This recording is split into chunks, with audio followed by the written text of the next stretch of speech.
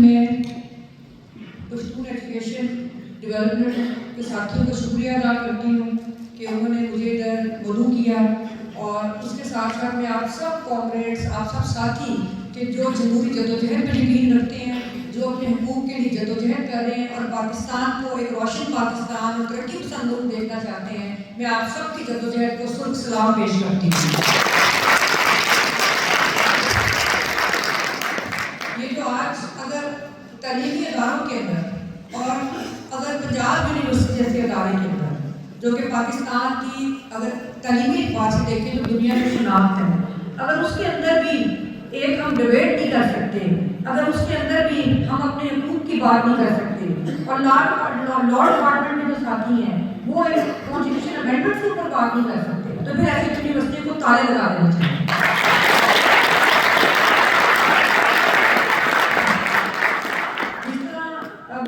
ساتھی صبح میرا ان سے رابطہ ہے، مزمل کاکڑ صبح سے مجھے بتا رہے ہیں کس طرح پولیس نے روکا ہوا ہے ہمارے ناموں کے اوپر، اور ابھی جو کامریڈ نے آپ سے بات بھی کی اور وہ نہیں آ پائے، تو میں سب سے پہلے تو اس کی شدید مذمت کرتی ہوں، اور میں ساتھ یہ بھی کہوں گی کہ ہم نے 75 سال کی جو ایک آمریت ہے ہم نے اس سے کوئی سبق نہیں سیکھا، اور آج ملک کے اندر جس قدر نفرت اور جو ہمارے یوتھ کے اندر نفرت بیجی جا رہی ہے اس کا کتنا نقصان پاکستان کو ہے یہ ان کو سمجھ نہیں آ رہی، اور یہ کل ذہن ہے جو پاکستان کے پالیسی ساز ہیں وہ کل ذہن ہے، لیکن مجھے یونیورسٹی انتظامیہ کے اوپر بھی بہت افسوس ہے، اور میں ان کو یہ بتانا چاہتی ہوں کہ آپ یونیورسٹیوں کے دروازے تو بند کر سکتے ہیں لیکن آپ ان نوجوانوں کے ذہنوں کو نہیں بند کر سکتے، اور ہم جو جمہوریت پسند ہیں اس کے اندر کوئی تقسیم نہیں، جو قومیت ہے وہ ہماری شناخت تو ہو سکتی ہے، لیکن یہ بنیادی طور پہ میں سمجھتی ہوں کہ آپ سب کے ساتھ میں اپنی ایک شیئر کرنا چاہوں گی کہ پاکستان کا یا کسی بھی سماج کا جو پاکستان جیسا اس کا مسئلہ جو ہے وہ طبقاتی مسئلہ ہے، کہ ایک طرف وہ ظالم طبقات ہیں، ایک طرف وہ رولنگ ایلیٹ ہوتی ہے، ایک طرف عسکری اسٹیبلشمنٹ ہوتی ہے جو کہ آپ کو حقوق دینے کو تیار نہیں، اور دوسری طرف ہم سب جیسے عوام ہوتے ہیں، وہاں پہ طلبہ ہوتے ہیں، ٹریڈ یونینسٹ ہوتے ہیں، باقی جو پاکستان کے شہری ہیں کسی بھی ملک کے شہری ہیں، تو یہ ایک طبقاتی مسئلہ ہے، اس میں کوئی میں کسی قومیت کا نہیں کوئی مسئلہ سمجھتی، اور میں سمجھتی ہوں جو ہمارے سب ساتھی ادھر بیٹھے اس میں پنجاب کونسل والے بھی ہیں، پشتون بھی ہیں، پٹھان بھی ہیں، سندھی بھی ہوں گے، ہم سب لوگ ایک جڑت ہیں، ہم سب لوگ ایک پاکستان ہیں، ہم میں سے کسی ایک کو نکال کر آئینی طور پہ پاکستان میں کوئی نہیں چھوڑیں گے۔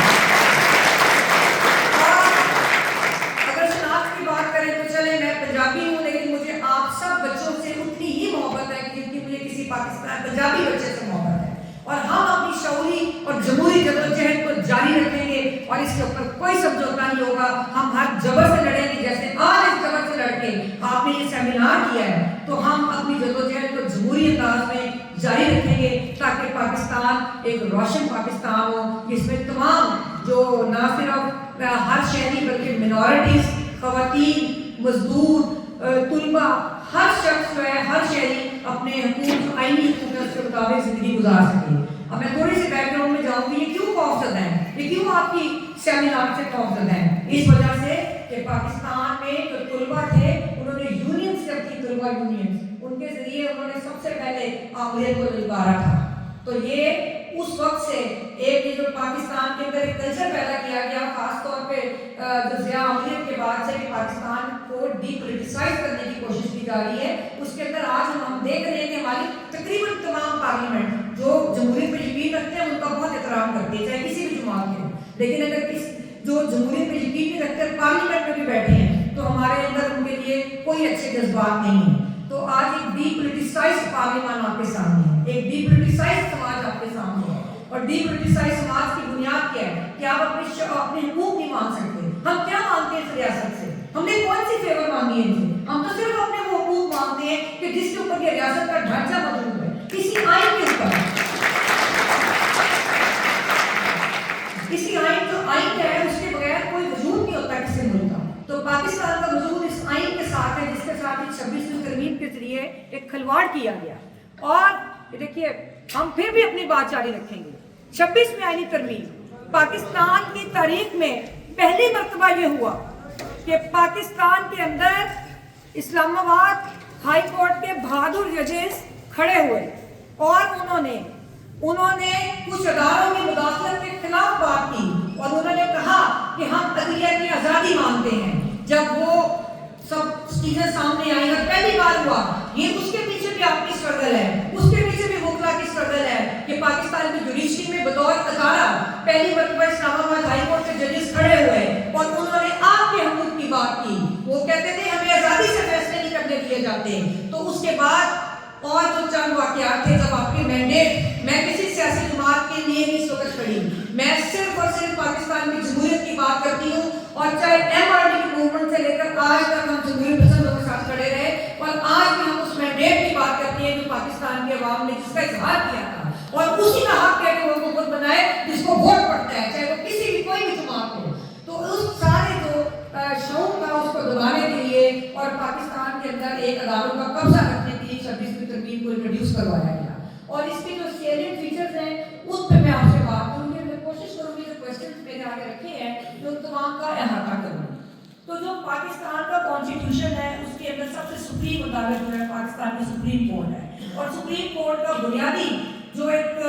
उसका इख्तियार है वो शहरियों के बुनियादी इंसानी, सियासी और शऊरी हुकूक का तहफ़्फ़ुज़ करना है। और हमने अब देखा कि गुज़िश्ता कुछ अरसे से, और मैं समझती हूँ कि मेरी जो वकला तहरीक जिसका मैं भी हिस्सा थी, मैं भी पार्टिसिपेंट थी, कि वो वकला तहरीक की कामयाबी यही थी कि आज जुडिशरी के अंदर तकरीबन कुछ ना कुछ इतना शाउर हुआ कि कुछ जजेस जो थे वो स्ट्रॉन्गली खड़े हुए। उसमें सुप्रीम कोर्ट के भी हैं, बलोचिस्तान हाई कोर्ट के भी थे, KPK के भी थे, सिंध के भी थे, पंजाब के भी हैं, आज भी बैठे हैं। कई बाज़ जजेस हैं जिन्होंने रेजिस्ट किया और जब इनको समझ आई कि रेजिस्टेंस आ रही है तो उन्होंने फैसला किया कि 26वीं आईनी तरमीम पास की जाए। मुझे इसमें अफसोस नहीं है कि आपकी एस्टैब्लिशमेंट क्या करती है, मुझे अफसोस है सियासतदानों के ऊपर कि जिन्होंने इस तरमीम को फैसिलिटेट किया उन्होंने यकीन माने कि हमें आज वो असली पार्लियामेंट नजर आई जब ये 26वीं तरमीम मंजूर हुई और जिस तरीके से मंजूर हुई। आपने वो भी देखा कि सबसे पहले प्रोसीजर पे बात करते हैं कि जब भी किसी जमहूरी मुल्क को जमहूरी पार्लियामेंट के अंदर जो बड़ा मुकद्दस अदारा पार्लियामेंट उसके अंदर जब भी कोई कवानीन पास होते हैं या जब भी उसके अंदर कोई आइन के अंदर तरमीम होती है जो 2/3 मेजॉरिटी से होती है उसमें डायलॉग होता है, उसमें बहस होती है। 18वीं आईनी तरमीम जिसका भी जिक्र हुआ जिसमें आपको मजबूत किए गए सूबाइयत को भी मजबूत किया गया, उसके अंदर भी तकरीबन 1 साल उसके ऊपर बहस होती रही, एक प्रोविजन के अंदर बहस हुई और बहुत सारे लोग जिसमें हुक्ला भी थे, हमारा भी उसमें इनपुट था और जो सिविल सोसाइटी की हर तरफ से ये जमहूरी तरीका होता है। लेकिन ये जो पार्लियामेंट की 26वीं तरमीम पास हुई इसकी सबसे मुज़ीदा केस थी दूसरों के सामने एक ब्लॉग जिसमें कहता है कि जी उसने भी मुसव्वदा नहीं देखा था। आपको याद होगा कि जब ये बात शुरू हुई थी तो उनको भी मुसव्वदा का नहीं पता था, तो इसका मतलब था कि मुसव्वदा इनको दिया गया था। वो मुसव्वदे का ओरिजिन जो था ओरिजिनेट उसने पार्लियामेंट से होना था, पार्लियामेंट को रबर स्टैंप नहीं थी कि इसने कहीं और से आए मुसव्वदों को इसने मंजूर करना था। और इस जो पूरी तरमीम इसमें की गई उसमें मेजॉरिटी जो हिस्सा है वो सबसे ज़्यादा इसके ऊपर जुडिशरी के ऊपर अटैक किया गया। हमारे एक साथी कराची से बड़े इंटेलेक्चुअल लॉयर है सलाहुद्दीन, उन्होंने एक कॉलम लिखा था डॉन में, उसने कहा था ये नेशनल सुसाइटल पैक्ट है। तो बिल्कुल दुरुस्त कहा था उन्होंने और ये वाकई एक अदलिया की आज़ादी पर भी हमला है और आपके बुनियादी हुकूक पर हमला है। अब वो मैं आपको बताती हूँ किस तरह कि जो जुडिशल कमीशन है उसकी कंपोजिशन को चेंज किया गया और उसमें जो एग्जेक्टिव का रोल है उसमें इंट्रोड्यूस करवाया गया कि जो एग्जेक्टिव का रोल है वो जजेस उनकी तादाद ज़्यादा करती है जो पार्लियामेंटेरियंस हैं। और उसके बाद जो जुडिशल अपॉइंटमेंट्स हैं उसके अंदर एक उसके साथ वो मैं बाद में जिक्र करूँगी कि आईनी बेंच के जो सरबराह है उसको इसका हिस्सा बनाया गया, यानी सिर्फ सुप्रीम कोर्ट के चीफ जस्टिस और 3 जजेस और बाकी तकरीबन सारे जो प्रो गवर्नमेंट या प्रो इस्टेब्लिशमेंट लोग होंगे वो जजेस की अपॉइंटमेंट करेंगे। सबसे पहले ये कि जुडिशरी की जो जुडिशल अपॉइंटमेंट्स हैं उनके अंदर उस तरह के लोगों के इंडक्शन का रास्ता बनाया गया कि जिनका ताल्लुक दूसरी कुव्वतों के साथ है और जो ट्रू सेंस में इस काबिल नहीं कि उनको जदीद उनको तकर्र किया जाए। मैं समझती हूँ कि जुडिशल कमीशन के जरिए जो भी अपॉइंटमेंट की जाएंगी वो सारी की सारी अपॉइंटमेंट्स वो होंगी जो कि पीसफुल जजेस की अपॉइंटमेंट्स होंगी। और अभी हमने नेशनल एक्शन कमेटी में लॉयर्स की है, हमने इलामिया जारी किया, उसमें पूरे पाकिस्तान के जो हुक्ला नुमाइंदान है उसके ऊपर उसके लिए कमेटी बनी है और उन्होंने रिजेक्ट किया इस तरमीम को भी। और उसके अलावा उन्होंने ये कहा है कि जो आईनी बेंच के जो जजेस होंगे हम उनसे कहते हैं कोई रिड्यूस करेगा जो बैठ गए और दूसरी बात है हम उनको पीसफुल जजेस का स्टेटस देंगे। अच्छा, दूसरी बात ये कि उसके साथ साथ انہوں نے چیف جسٹس کے تقرر کے لیے، پہلے یہ ہوتا تھا کہ کانسٹیٹیوشن کے اندر سینئر موسٹ جج ہوتا تھا سپریم کورٹ کا، وہ چیف جسٹس پاکستان ہوتا تھا. اور اس کا فائدہ کیا تھا کہ اس کا فائدہ یہ ہوتا تھا کہ جب سپریم کورٹ کے ججز اپنے انڈیپینڈنس کے ساتھ فیصلے کرنے کے قابل ہوتے تھے، کرتے بھی تھے. اور اس کے بعد جب انہوں نے یہ اختیار دے دیا کہ جو کمیٹی بنائی ہے 12 لوگوں پر مشتمل جو کمیٹی بنائی ہے، اس میں پارلیمنٹیرین، اس میں 8 نیشنل اسمبلی کے اور اسپیشل پارلیمانی کمیٹی ہے، وہ تقرر کرے گی چیف جسٹس کا اور 3 سینئر موسٹ ججز میں سے. اس کا نقصان یہ ہے کہ جو ججز ہوں گے سپریم کورٹ کے سینئر موسٹ، ایک تو پک اینڈ چوز کا کو موقع مل گیا، پارلیمنٹ جو ججز کی تقرری کر رہی ہے جو کہ ٹرائیکارڈینل پاور کے کانسیپٹ کے خلاف ہے، جو کانسٹیٹیوشن کا امبیڈڈ کانسیپٹ ہے. اور دوسری بات یہ کہ جب وہ تقرر کریں گے تو وہ انہیں لوگوں کو کریں گے، ظاہر بات ہے کہ جو اسٹیبلشمنٹ ججز ہوں گے. اور اس کا بہت نقصان ہے آپ کے بنیادی حقوق کے حوالے سے. میں اس کو ڈیٹیل سے آگے بات کروں گی اس کے اوپر جو انہوں نے آئینی بینچ جس طرح بنایا. تو ابھی ہم بات کر رہے ہیں کہ جو اسپیشل پارلیمانی کمیٹی، جو اسپیشل پارلیمانی کمیٹی کا کانسیپٹ انٹروڈیوس کروایا گیا، وہ کانسٹیٹیوشن کے جو ان کا پارلیمنٹ کا بنیادی مینڈیٹ ہے اس کے اسٹرکچر کے خلاف ہے، بیسک اسٹرکچر کی. اور جب آپ سپریم کورٹ کے سارے اختیارات دیں گے اسپیشل کمیٹی کو دیں گے جو کہ سرکاری کمیٹی ہوگی، تو آپ خود سوچ رہے ہیں کہ سب سے بڑی عدالت جو سپریم کورٹ ہے اس کا عملی طور پہ وجود انہوں نے ختم کر دیا ہے. اور اس کے ساتھ جو پیرلل آئینی بینچ بنا ہے اس بینچ کا اور وہ بیسکلی اس کو آسان لفظوں میں ہم اس کو سرکاری بینچ کہیں گے، اس کی انڈکشن بھی سرکاری کر رہی ہے. تو اس کا مطلب ہے کہ وہ کمپرومائز ہوں گے اور وہ کسی صورت بھی جو آئینی معاملات میں سپریم کورٹ کا کام کیا ہے قوانین کی تشریح کرنا اور بنیادی انسانی حقوق کے متعلق جو پٹیشنز ہیں، جو کانسٹیٹیوشن پٹیشنز ہیں، ان پہ فیصلے کرنا. اور ابھی آپ نے دیکھ لیا، آپ یاد سارے اسٹوڈنٹس موجود ہیں کہ پچھلے اگر 1-2 سال کی پچھلی ہسٹری میں بھی نظر ہے، اگر ریسنٹ ہسٹری میں دیکھیں تو آپ نے دیکھا کہ آئینی معاملات کس طرح آپ کے پورے اسٹیٹ اسٹرکچر کو افیکٹ کرتے ہیں، جس میں مختلف لاس کی انٹرپریٹیشن آ جاتی ہے. الیکشن کمیشن کا رول بھی آپ نے دیکھا، الیکشن کے حوالے سے چیزیں دیکھی، آپ کے فنڈامنٹل رائٹس کے حوالے سے دیکھی، مسنگ پرسنس کے حوالے سے دیکھی. تو یہ تمام معاملات اب انڈیپینڈنٹ جوڈیشری کی بجائے جہاں پر ہمیں گائے بگائے، میں یہ تو نہیں کہہ رہی کہ بڑی آئینی جوڈیشری تھی، لیکن کچھ نہ کچھ ہمیں بہتر فیصلے آ جاتے تھے. کچھ توقع بھی تھی کہ آئندہ بھی جوڈیشری وہ بہتر فیصلے کرے گی. جب ہم سرکاری بینچ بنا دیں گے اور جب سرکار بینچ کانسٹیٹیوٹ کرے گی تو پھر آپ کے سامنے ہے کہ کس طرح وہ آپ کے جو بنیادی حقوق ہے ان کا کس طرح تحفظ کرے گا. اس کے بعد اس کا ایک بڑا امپورٹنٹ امینڈمنٹ کے اندر انٹروڈیوس کروائی گئی پروویژن آرٹیکل 186A میں ہے کہ جس میں سپریم کورٹ کو اختیار دیا گیا جوڈیشل کمیشن کہ وہ آپ کی جو ججز کے کیسز جو پینڈنگ کیسز ہوں گے ان کو ادھر سے وڈرا کر کے کسی اور کو انٹرسٹ کر سکتے.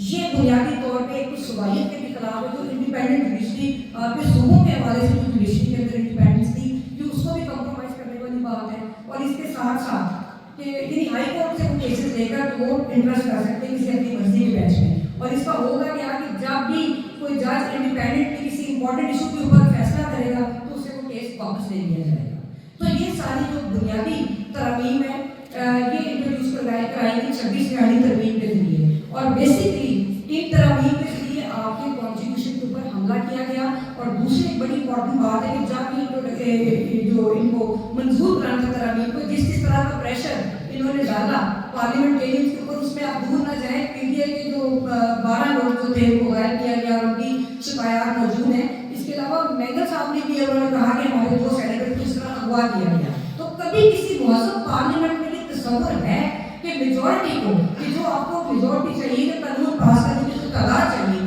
وہ آپ کس طرح پوری کریں گے؟ کیا یہ جمہوری پارلیمنٹ میں یہ تصور ہے؟ تو اس لیے ہم یہ سمجھتے ہیں کہ یہ جو ترامیم ہیں ان میں نہ صرف یہ کہ پاکستان کے آئین کے بیسک اسٹرکچر کے اوپر حملہ کیا گیا، اور ایک اور بات یاد رکھیے کہ جو بیسک اسٹرکچر کانسیپٹ ہے وہ یہ ہے کہ آئین کا بنیادی جو چیزیں ہیں جس میں جوڈیشری کی ایک بڑا امپورٹنٹ لیڈر ہے آپ کے اسٹیٹ کا، اس کے حوالے سے جو کانسٹیٹیوشن کے اندر دیا گیا اگر آپ نے بنیادی ڈھانچے کو تبدیل کرنا ہے تو اس کے لیے اسمبلی مینڈیٹ لے کر آئیں گے، کانسٹیٹیوشن اسمبلی ہوگی. وہ یہ والی پارلیمنٹ جو ہے وہ اسٹرکچر میں تبدیلی نہیں کر سکتی. اور ان ترامیم کے ذریعے آپ کے سپریم کورٹ کے اوپر ایک اور عدالت بٹھا دی گئی آئینی بینچ کے نام پہ. اور تو میں بڑی آسانی سے میں یہ کہہ سکتی ہوں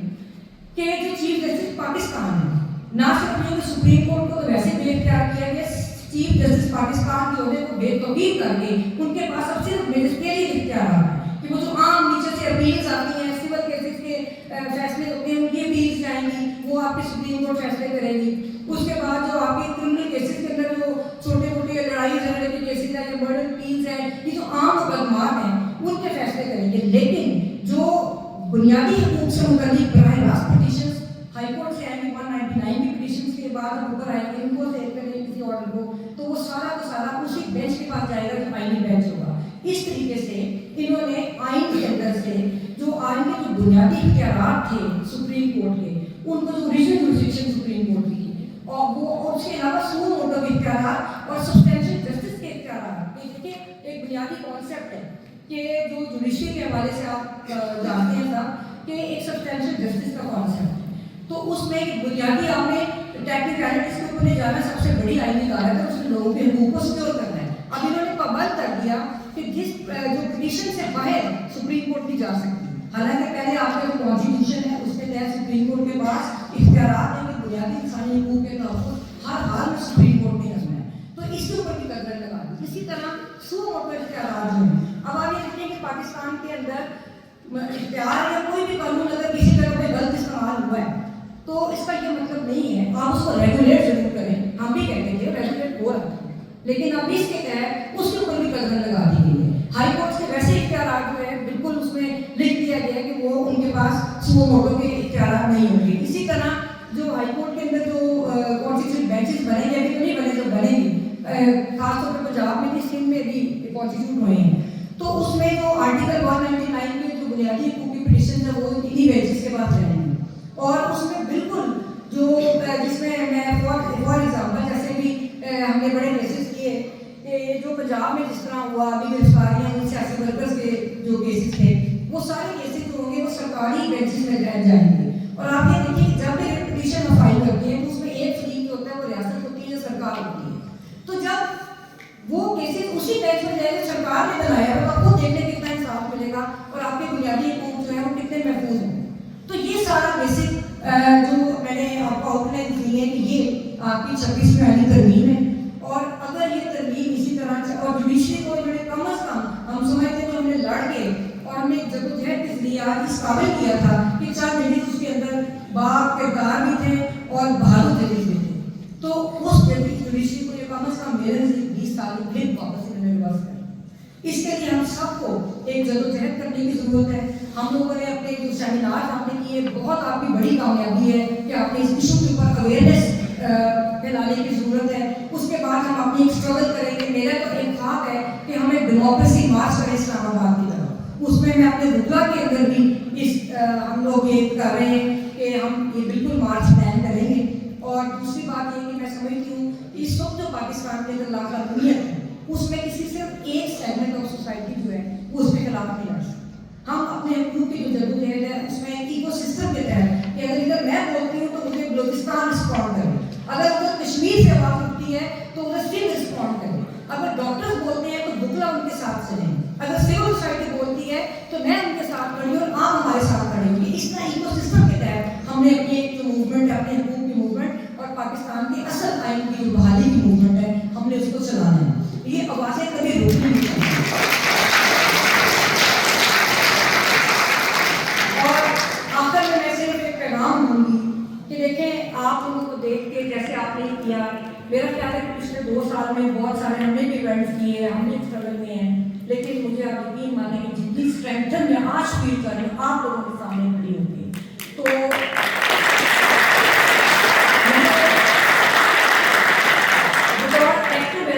مجھے آج تقریباً 30-35 سال سڑکوں پہ ہو گئے. میں چھوٹی عمر سے MRD کی موومنٹ کی کب سے میں اپنے والد کے ساتھ جاتے تھے, ہم لوگ ٹریڈ یونینس کے میرے والد اور انہوں نے روز کا جو کی گئی بات ہے, تو ان کے ساتھ ہم MRD کی موومنٹ گرفتاریوں کی میں جاتی تھی, میں نے دیکھا لیفٹ کی موومنٹس میں چھوٹی موٹی پارٹیسپیشن کی گئی. تو ایک بات ہے کہ بطور ایکٹیوسٹ کبھی بھی آپ نے مایوس نہیں ہونا, بالکل مایوس نہیں ہونا, کبھی آپ نے سرنڈر نہیں کرنا. ہم اپنے نظریات کی اسٹرینتھ پہ کھڑے ہیں, ہم کسی ریاستی طاقت کی اسٹرینتھ پہ نہیں کھڑے ہوئے, ہم نے مقابلہ کرنا ہے. اور دوسری بات یہ ہے کہ سب سے بڑی کامیابی, کئی دفعہ پوچھتے ہیں ہمارے ساتھی کے سوال پوچھتے ہیں میڈم کیا ہوگا, میں کہتی ہوں بالکل ہوگا. آج جو آپ کی آوازیں ہیں ان سے اس سسٹم کے خلاف اتنی نفرت پیدا ہو چکی ہوئی ہے کہ وہ جو نفرت پیدا کرنے والے وہ آپ سے پریشان ہیں. اور آپ اندازہ کر لیں کہ انہوں نے ادھر باہر اعظم پیروں کے اندر ہم اپنا سیمینار